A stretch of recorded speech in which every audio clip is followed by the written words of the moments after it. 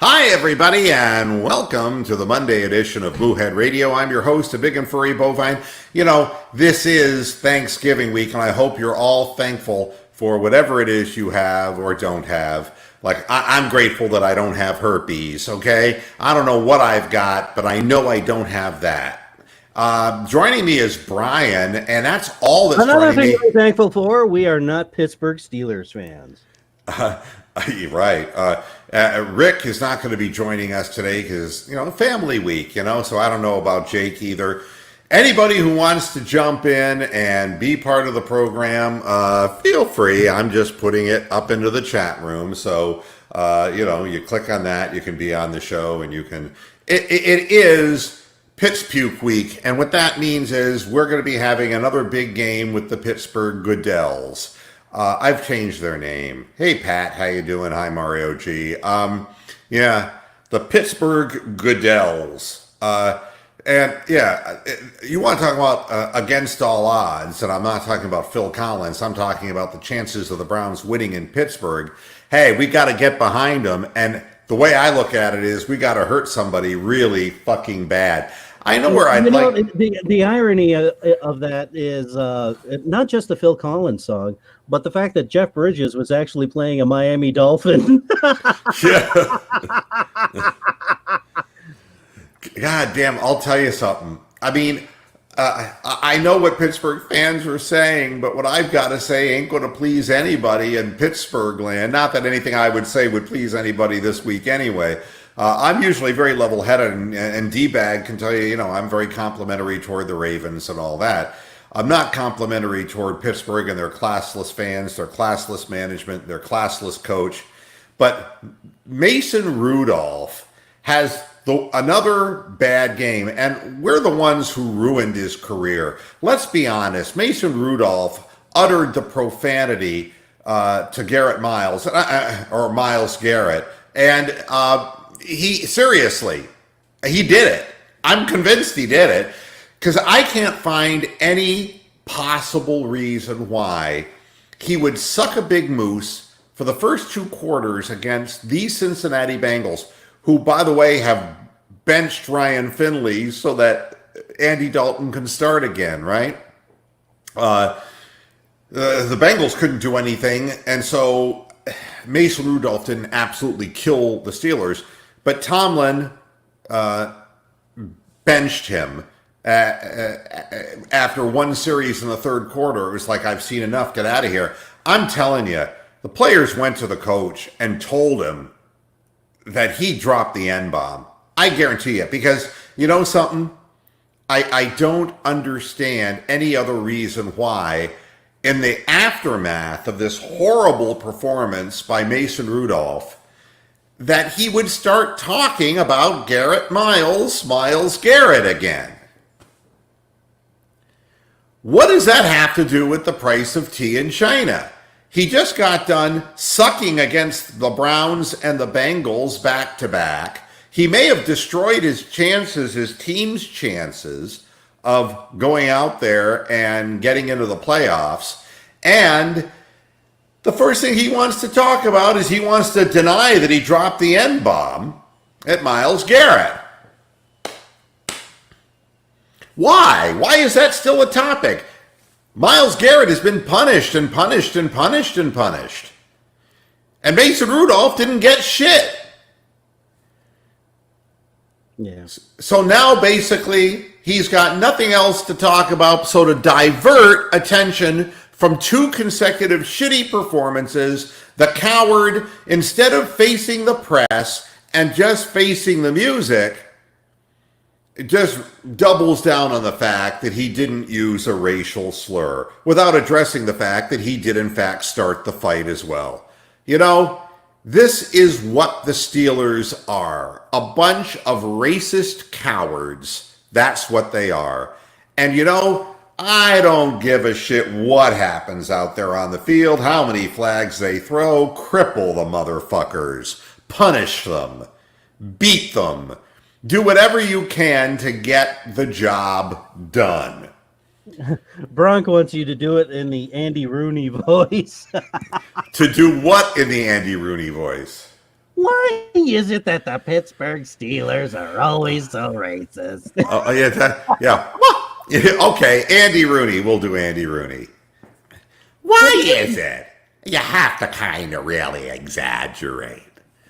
Why is it that Mason Rudolph, after sucking a big moose against the Pittsburgh Steelers, who he was playing for, but he ended up playing against, he goes up against the Browns, who are the whipping boys. I shouldn't use that expression, or else maybe Myles Garrett will sue me. And then he goes ahead, and then he turns around and shits the rug against the Bengals. Why is it he can't just stand up there like a man? And the answer is for the same fucking reason that, he had the other guys on his team doing the fighting for him. That's why. Hey, Melody 44, how you doing? No, you haven't missed anything except me telling the world what I believe, and that's it, and without making this a purely racial situation, I believe Mason Rudolph did drop the N-bomb.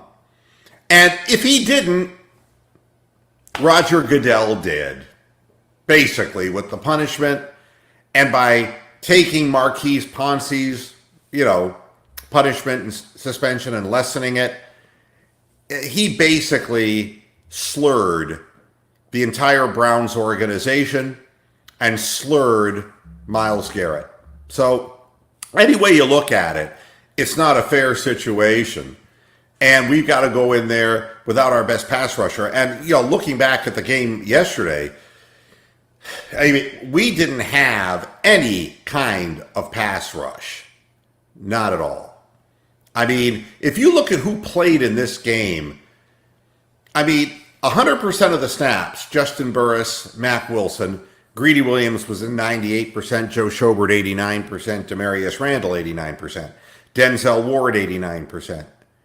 But then if you start looking at the defensive line, Chad Thomas 68%, Sheldon Richardson 65%, Eli Ankou, who? 56%, Brian Cox 51%, Devereaux Lawrence 44%. Then Sheldrick Redwine, who I was wondering who number 25 was. We haven't seen him. 40% of the snaps. Then two guys that we just claimed off of the practice squad, Porter Gustin and Brandon Bryant, played 40 and 35% of the snaps. And then Chris Smith played 25%. Hell, Takataki got in 24% of the snaps. And he had a pressure. Yeah. The offense, though, was much more predictable. The 100%ers, Treader and Hubbard and Robinson, Batonio and Teller, all 100%. Baker Mayfield, 99%. Beckham, 99%. Landry, 93%. Then your tight end, 67% for Demetrius Harris. The other tight end, 47% of the snaps, Stephen Carlson. Rashard Higgins only played 33% of the snaps. And finally, Ricky Seals-Jones also played quite a few snaps, but I don't know what his total 24%. Kaderil Hodge, 12%. Nick Chubb. Hunt should have been close to 20%.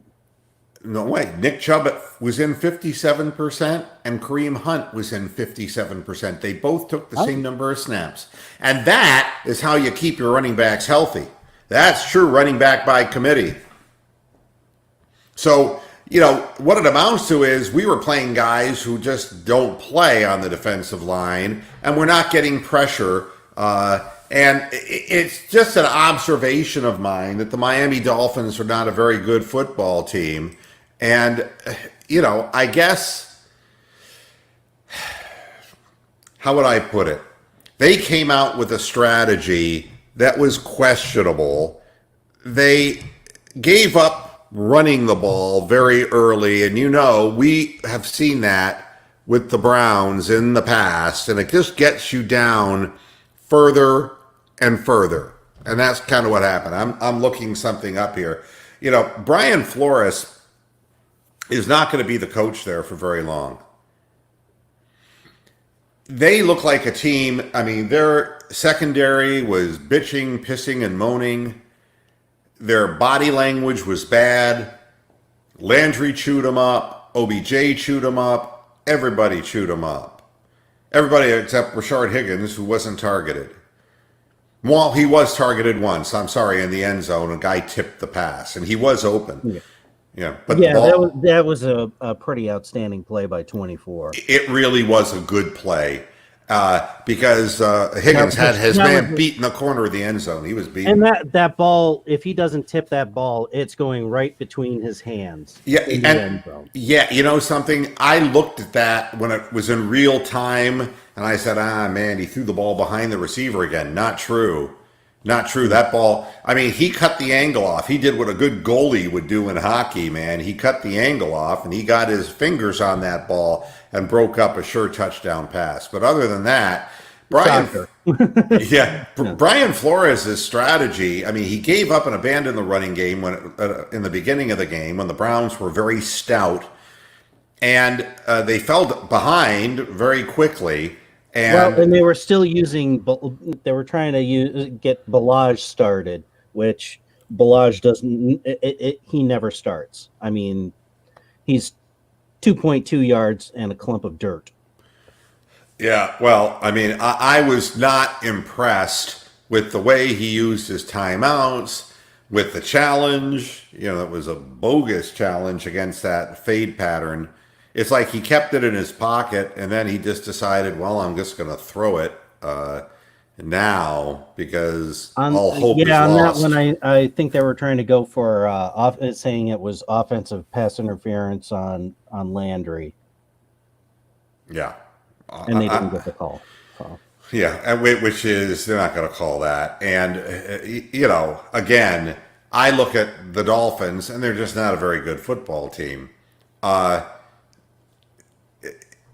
And the Browns' defense did kind of let down in the second half. I think that they gave, Fitzpatrick way too much time in the pocket. You can't afford to do that against Hodges this week or against any quarterback because they will, you know, you give a guy enough time, somebody will break free, just like that last touchdown pass in garbage time.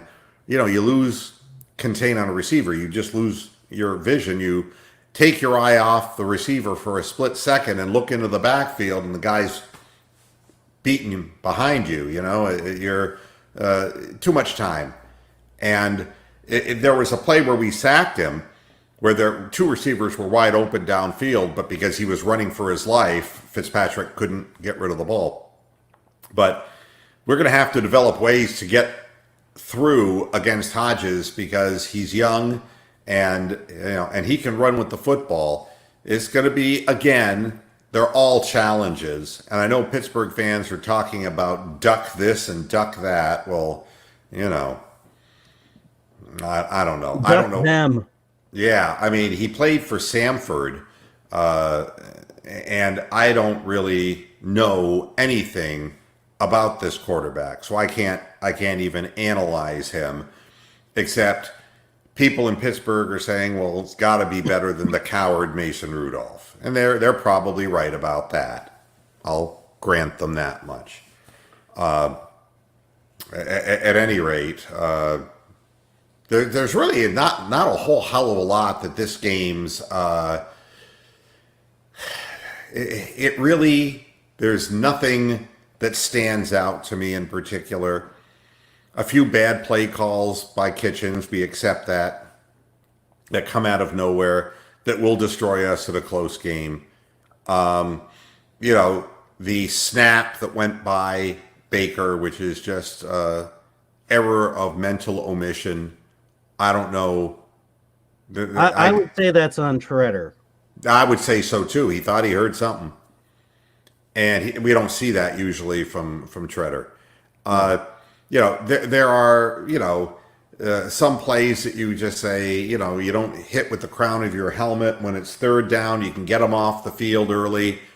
You don't do that. You know, there are things that still show a general lack of discipline. The Browns rookie, Denzel Ward, is smart enough to know his quote, the Steelers will get you out of character. We just have to stay poised. I'll tell you something.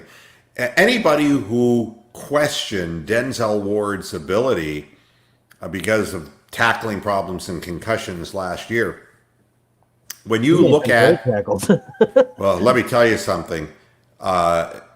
He's growing into the position, and he so far ahead of Greedy Williams. Greedy Williams looked lost at times out there. Denzel Ward, they didn't even bother throwing at him. And I think that, again, early in the year when he was hurt, we played other guys. People said, well, maybe we don't need Denzel Ward. It's like bullshit. The island cornerback is like so important in the NFL, and he's doing a really, really good job. He's young, and he's getting better. Here's what he said about the Pittsburgh Goodells game. I feel it's going to be a heated game, Ward said. There's going to be a lot of trash talking. A lot of guys are going to try to get under your skin and do things that get you out of character. We have to stay poised and focused on what we're out there to do, and that's win the game. He goes, also, it's going to be a heated game simply because the NFL's offices are just going to try to do everything they can to get the Goodells to win, Ward said. Hell, I haven't been in the league that long, but it's so obvious that Roger Goodell is nothing more than the Ward of the sharecropper that it is unfortunate. He went on to say, we're proud African-American men. We don't want to be treated like animals, quote unquote. No. Needless to say, Marquise Pouncey won't be on the field either. This will be the second game of his 2-game ban, and he should have gotten more than that. The Browns defensive end, Larry Ogunjobi, will be back, so at least one of those names that we've never heard of off the practice squad won't be playing. At least as often. Yeah, and here's what Ward said. It's going to be a huge boost having Ogunjobi back. He's a very good player, and we could use as much depth on the defensive line and the team as we need, especially against the Steelers, because the Steelers are not going to do what the Dolphins did. They are going to test that defensive line and wear them down, so there isn't too much put on. You better pray to the baby Jesus you're not calling him Duck, because if you're calling him Duck, that means that it's more of a command than a name. Look out, Duck! So you don't want to lay too... And for all the talk from Pittsburgh fans who are just a bunch of ass-wipe fucking coward assholes. We already got a spark. We got a spark from Duck. It's like Duck had 179-yard pass. All right? The other passes that he completed were basically for an average of 8 yards each, and he was 4 of 11. Please. And Ward already showed in the last game that he can run with Washington, step for step. So... Yeah, well, and I would imagine Juju Schuster is going to be back for this game. Now, he, of course, didn't play against the Bengals, didn't have to, really, but he'll be back. And he's going to have something to say. I'm sure they're all going to have something to say to Demarius Randall, to be sure. The question is whether Duck can get the ball out there or not. And you got to put maybe by the him. fourth quarter we can make him say, Affleck! Exactly. Yeah. Yeah. I don't really think that this has anything to do with what Myles Garrett said or what Mason Rudolph said.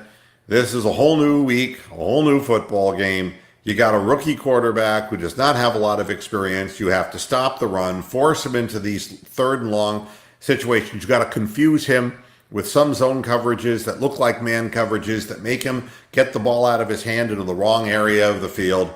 You got to get turnovers. You got to strip sack him. You got to do anything that you can do to rattle this young guy. Because the last thing that Tomlin wants to do is to have to put the bigot back in the game. I'll guarantee you that Duck, unless they carry Duck and he ends up Peking Duck, or then... Duck Poop. Yeah. If in fact he stays on the field healthy, he's going to be in the whole game.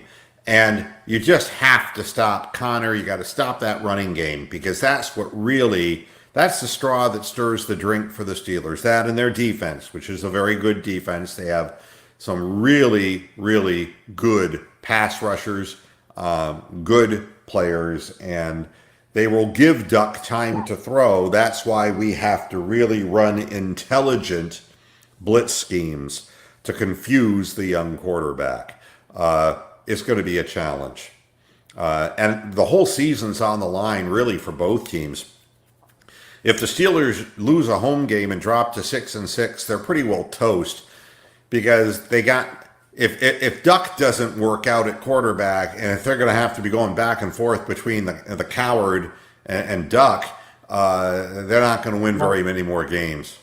Well, and the other big thing is if they lose, then that means that's already 3 divisional losses, and the Browns will have swept them for the first time since Bernie, maybe? Yeah, and Bernie that versus Bubby? That doesn't help matters. Hey, Jake, how you doing? All right. Good. We're just talking about the Pittsburgh Goodells. And fun fact about that Pittsburgh game. This is the first time the Browns are favored in Pittsburgh since 1986. Well, I mean, it's not. I don't think it's a likelihood ever of going in there and winning. I mean, Heinz Field is a horrible field to kick on, always has been, and that's because horticulture is way above the average intelligence of a Pittspuke fan. I mean, they pick their nose with shelled peanuts. I mean, they're ignoramuses, and it gets real old. Bronx says 1988, and I guess Jake said 1986, but whatever. Well, Jake said 1986 to be favored. 1988, I think, is the last year we swept them, or the Browns swept them. All right. I mean, it's been forever, and it's gonna take time. It's gonna take time for the organization. If they can get over this hurdle, and Roethlisberger is old and done, then maybe a new cycle will begin. But it's really difficult to get in there and play, especially when the league has an interest in the Rudy family, and I believe a financial interest. I think that it's a very dishonest association. But the Browns, if they lose and go to 5-7, then then it's over and done for the Browns as well. So.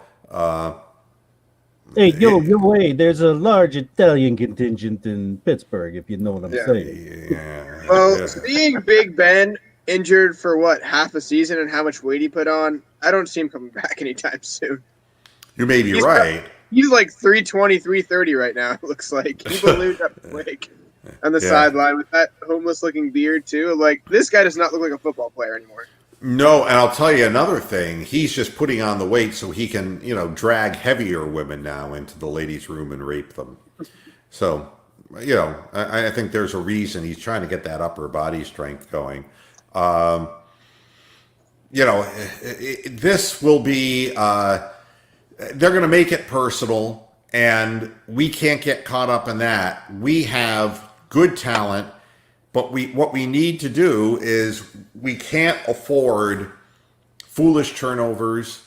The interception that was thrown, balls have to be on the money. If you're going to throw quick slants, you cannot afford to throw 100-mile-an-hour darts behind people. You can't afford to run triple pitch options or whatever the fuck Freddie's got up his stupid sleeve. You got to play straight ahead, no mistake football, and you got to blow them off the line on both sides. I mean, the way you beat the Steelers is by beating them at what they call Steeler football. And if you have the ability to put points on the board from stopping them, it puts a lot of pressure on Hodges and the offensive system, which is not geared in Pittsburgh, obviously, to score a tremendous number of points. So, and that's the way Baltimore beat them. They fucking just kept running the shit out of the ball. Yeah, I mean, and then pinpoint passes to John Brown and Andrews. the Andrews sisters. Andrews. Yeah. It's I'm just looking at if there's anything. Nobody's sure about Deontay Johnson and Juju Smith-Schuster. You remember that Johnson was bleeding from his ear after getting clocked by Randall. Smith-Schuster's possible return is also uncertain. He did not clear concussion protocol, but he's also battling a knee injury. Even if he gets through the concussion, the question is, will his knee be ready? But I have seen this act in Pittsburgh so many times.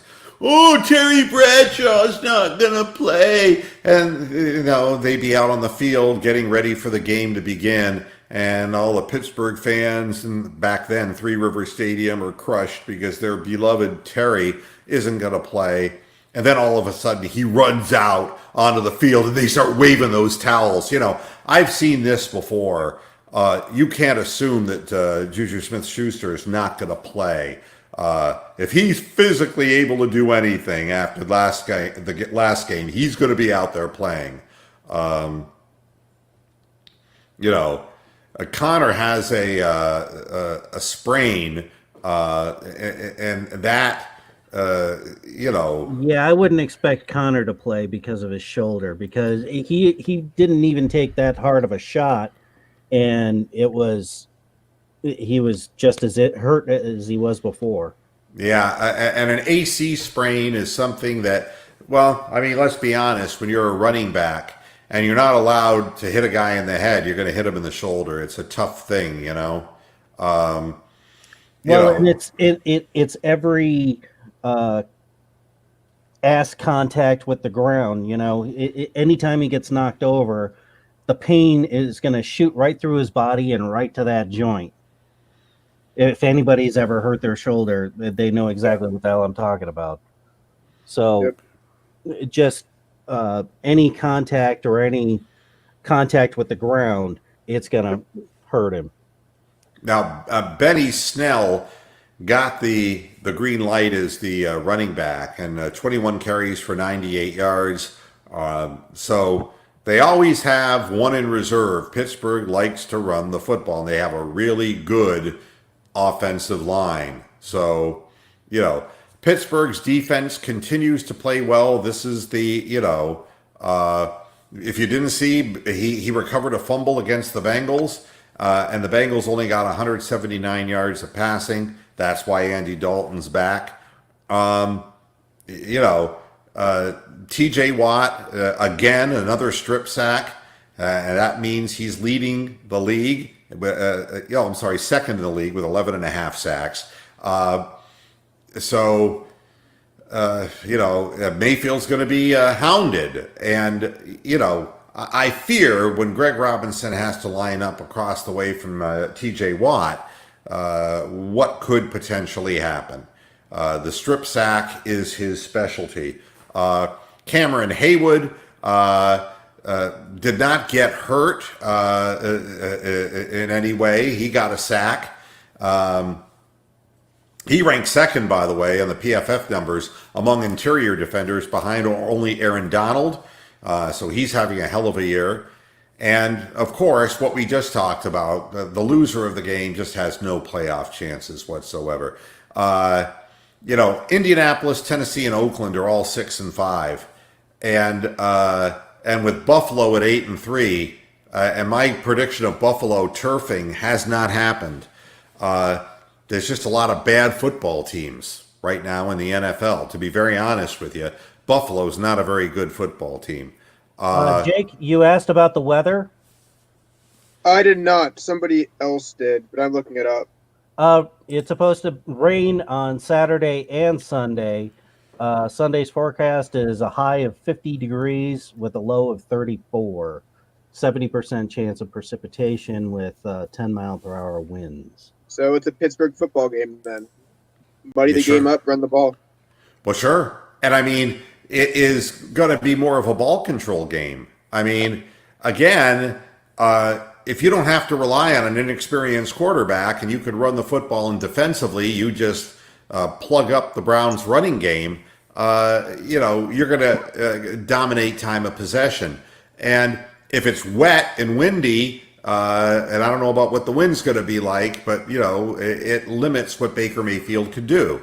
So the worse it is out there, it was like that slop game where Mangini beat the Bills 6-3. Remember? Yeah, the sloppier it gets, the better it is for the Steelers. But that's all the better for having Hunt and Nick Chubb being able to run the ball. Well, and I wonder who the better mudder is. That's something that you never know. Who runs better on the wet track? And that'll be interesting to see because I don't really have information on that. If you're Brock looking, is saying, do the Leonard Pinth-Garnell bad football voice. Leonard Pinth-Garnell. Boy, I haven't heard that voice in a long time. I don't remember. That's Dan Aykroyd's character in Saturday Night Live. Oh, okay. Yeah. Bad opera. Yeah, that he would always do bad something, so bad football. Yeah. At any rate, I was looking at who played well for the Browns, who graded out. Chad Thomas was at an 89. These were PFF numbers. Sheldon Richardson at an 80.7. Brandon Bryant at a 67.9. Porter Gustin at 63.3. Those two guys were off the practice squad, played limited snaps. Deverell Lawrence down at a 50.7. Thomas had 4 pressures, 3 tackles, and a forced fumble. Richardson had a team-high 6 pressures and 2 sacks. So they had that going for them against, a quarterback who is stationary, but at times still seem to fake our guys out and escape far too often. And that's not a good thing. Schobert, again, with an 85.3. He's having a tremendous year. Darius Taylor at a 60, Takataki at a 52.6, and Mac Wilson only at a 41.7, even though he played 100% of the snaps. But the interesting thing is Schobert had the 2 picks, but gave up just 1 catch and 7 targets, which again it shows that in coverage he can get the job done. But his tackling grade was only a 34.6, which is the weakness. He's lightweight and he gets run over. 3 tackles and 2 misses. Wilson had 2 tackles and 63 snaps and gave up 4 catches on 5 targets. That's not good. Takataki had the 16 snaps and 2 tackles. And the cornerback, Denzel Ward at 77.3, TJ Carey at a 69, Tavier Thomas at a 60, and Greedy Williams at a 59. Williams gave up 4 catches on 8 targets. He had a pass breakup, but also 2 penalties. That's that. Ward gave up 3 catches on 5 targets for 18 yards. They didn't go after him long at all. He also broke up a pass during the course of the game. Demarius Randall at a 68.8, Sheldrick Redwine at a 61.7, Justin Burris at a 61. Those are, and Randall was the one with the top tackling grade in the safety class there, 82.6 PFF number. So, we're getting Ogunjobi back, which I hope will strengthen our interior, So. Well, and this should be his pissed off game. Yeah, and by the way, the PFF number on Jarvis Landry, if you're curious, was an 89.1. What a game he had. Yep. The whole offense showed up. Yeah, Landry against his former team, you know what they say, these guys never forget, right? Yeah, 24 in the end zone made a really good play on that Higgins. Yes. Catch attempt, but overall, Landry smoked him. Yeah. I felt bad for him because he was playing hard. Just one of those moments where he was just so overmatched. I mean, the other thing, Chubb had an 82.8 PFF number. As a receiver, an 82.8. He added 2 more avoided tackles after catches. Hunt was overall at a 64.8. So, Chubb is just a beast. The guy is, better than anyone thought. And number 2 rusher of all time at Georgia, but somehow doesn't do justice. Yep. With He's a torn ACL for an entire year too. He only played years. He's a man. He plays like a man out there. He's strong. And, I remember when we drafted him, I didn't really know this guy, but, he's got a good work ethic, a good attitude, and he will drag people. And you've seen his gear ratio in the open field. He can pull away from people, too. On the offensive line, Batonio with an 80.7. I'm not even going to talk about Justin McCray. He barely played. Greg Robinson a 69.6. Hubbard a 61.5. Teller a 52.7. And Treader a 49.2. Treader had a bad game. I think he would be the first one to tell you that. Batonio was the top pass blocker and run blocker. No surprise there. This is the second consecutive sub-50 offensive grade for J.C. Treader. You wonder, with all the injuries this guy's had from the time he made it with the Packers, I'm wondering if if he's hurting physically, and I'm sure he is, because nobody gets through a season without hurting. His run blocking grade was only a 42.3. You wonder about his knees. You wonder about how solid his base is when he's a better run blocker than this, and you wonder if he's hurting. Robinson allowed 3 of the Dolphins' 9 pressures and the only sack. Nothing new there. Teller allowed 2 pressures, had 2 penalties, and a 48.9 run blocking grade. So there you have that. For what it's worth, those are what the PFF numbers are anyway. So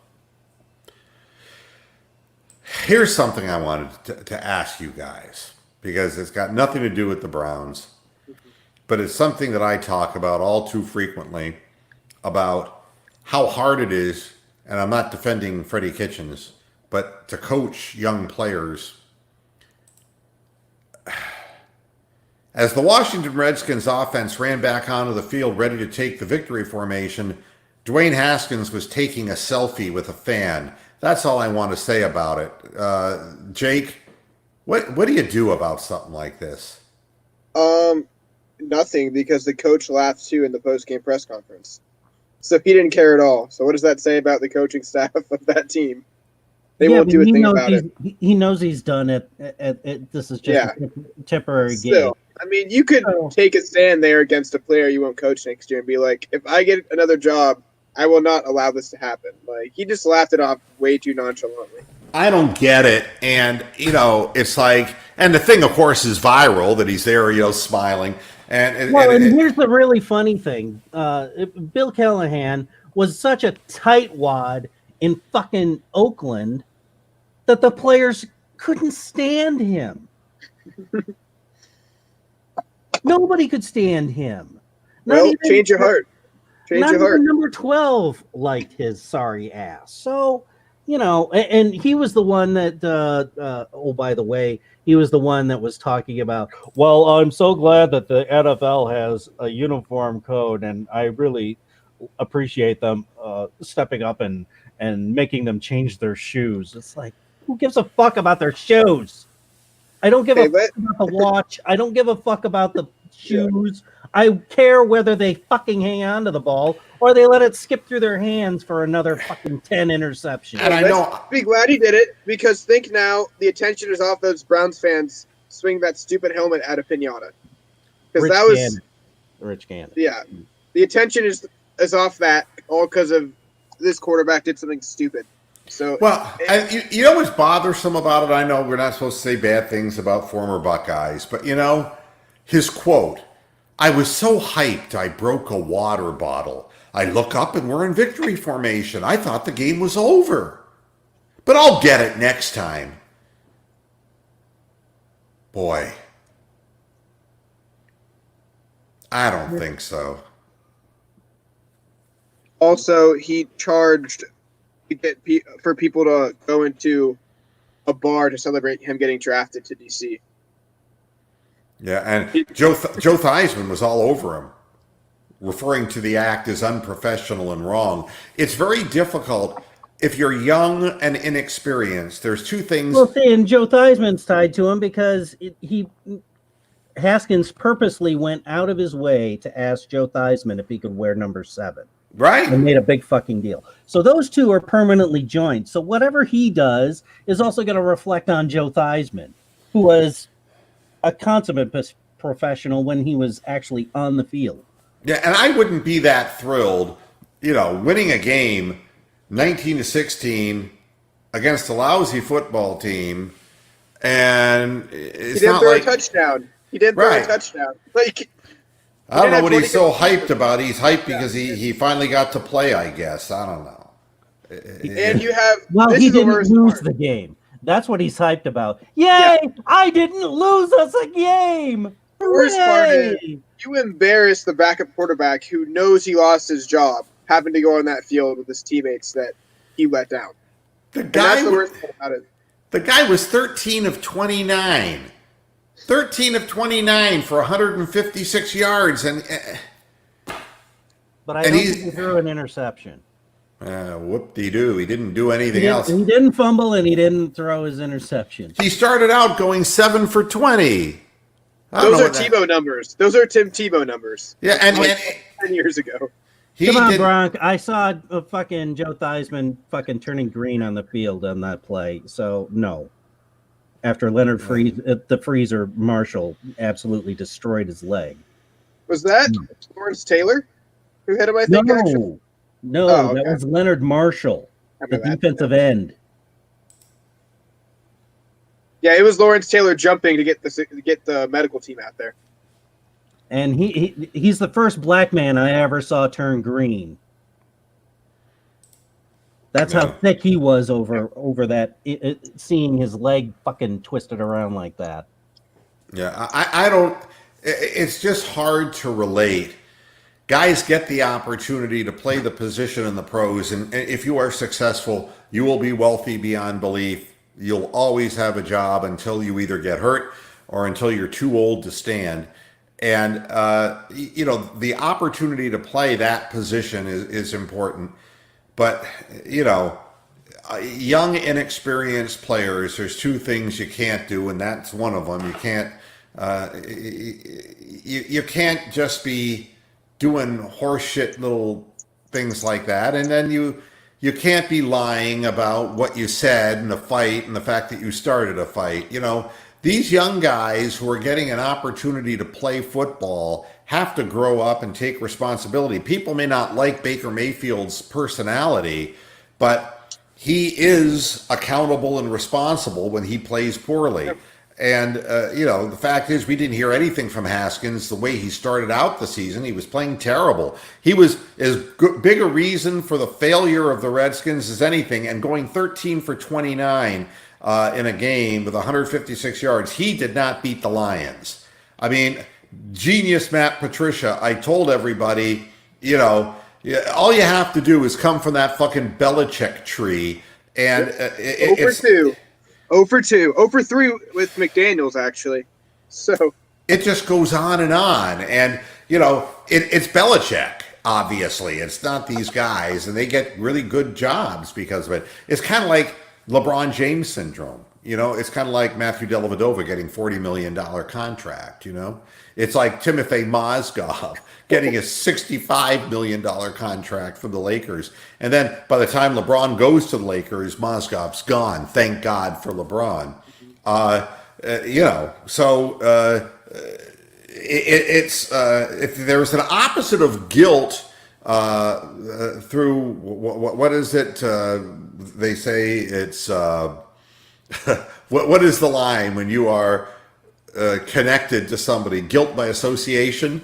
Yeah. This is the opposite of that. Yeah. It's credit by association, I guess. Yeah, and I would like to say about Baker last year when he was a rookie, and maybe even this year, he hasn't been mic'd up as much because the hype's been gone. He was referring to his lineman as sir. Sorry, sir. Yes, sir. No, sir.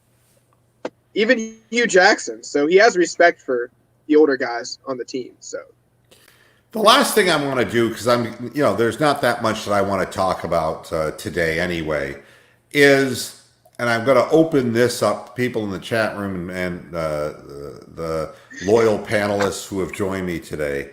This is a quote from Tristan Thompson. Tristan's had a very good year, and I understand, that he's a former teammate. Tristan Thompson says Kyrie Irving was a great teammate and will have his jersey retired in Cleveland. What say ye, Brian? Anything is possible with the midget running the show, the penguin running the show. That's,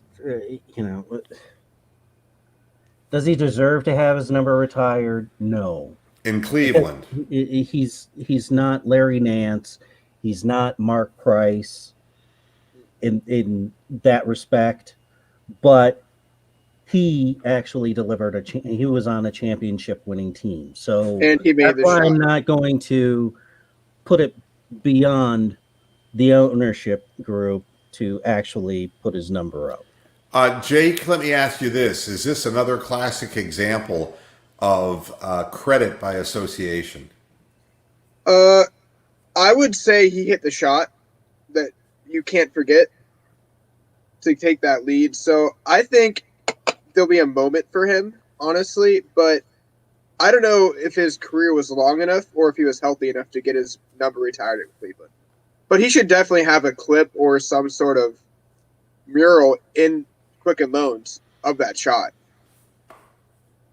The thing that bothers me about this more than anything, I went through this with Indians fans, and Jim Thome never said bad shit about Cleveland. Jim Thome, was a fan favorite, played in Cleveland a long time, then went, to the Phillies with Charlie Manuel, and then went to the White Sox, and he bounced around back to the Indians for a brief spell.